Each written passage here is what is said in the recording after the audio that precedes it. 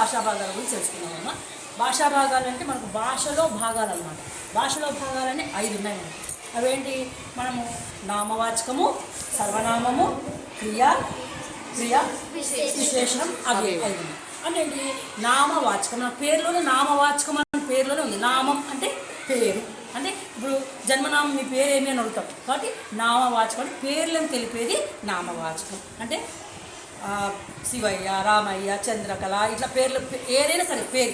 అట్లా హిమాలయాలు, జామ పండు, మాడి పండు, పండ్లలో కానీ ఏదైనా సరే పండ్ల పేర్లు కానీ ఏవైనా కొండలు కానీ పర్వతాలు కానీ ఏమైనా తీసుకొని పేరు ఉండేదాన్ని మనం ఏమంటాము? నామవాచకం. నెక్స్ట్ సర్వనామం అంటే పేరుకు బదులుగా ప్రతిసారి ఇప్పుడు సరళ ఉంది, సరళ అన్నం తింటుంది, సరళ పెళ్ళుచుంది, సరళ వస్తుంది, సరళ పోతుంది, ప్రతిసారి సరళ అనే బదులు ఆమె సరళ మంచి బాలిక, ఆమె బాగా చదువుతుంది అని పేరు, అంటే ఆ సరళ పేరుకు బదులుగా వాడబడేది సర్వనామం. అంటే అతడు, ఆమె, అవి, ఇవి ఇవన్నీ సర్వనామం. నెక్స్ట్ క్రియ అంటే పనిని తెలుపుతుంది. క్రియ అంటే పని, అంటే ఏదైనా సరే పని, వండడం కానీ, తినడం కానీ, ఆడడం కానీ, పాడడం కానీ ఏదైనా సరే పని అని అంటే క్రియ, దాన్ని మనం క్రియ, పనిని తెలుపు అంటే క్రియ. నెక్స్ట్ విశేషణం అంటే నామవాచకం యొక్క గుణాన్ని తెలిపేది మనము విశేషణం. అది ఏదని ఇప్పుడు రాముడు తెల్ల చొక్కా వేసుకున్నాడు, రాముడు చొక్కా వేసుకున్నాడు అనుకోవచ్చు. ఆ చొక్కా ఎలా ఉంది?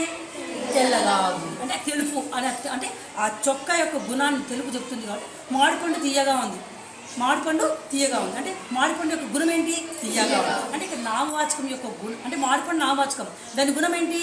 తీయగా ఉంది. కాబట్టి నామవాచకం యొక్క గుణాన్ని తెలిపేది విశేషం. నెక్స్ట్ అవ్యయం అంటే లింగ వచన విభక్తులు లేనిది విశేషం. అంటే లింగం అంటే ఏకవచనమా, పుంలింగమా, స్త్రీలింగమా, వచనం ఏకవచనమా, బహువచనమా, ఇవేమీ లేనిది అవ్యయం. అంటే అయ్యయ్యో, అబ్బో, ఆహా, ఓహో ఇవన్నీ మనకు అవ్యయం కింద వస్తాయి. ఇవి వీటిని భాషా భాగాలు.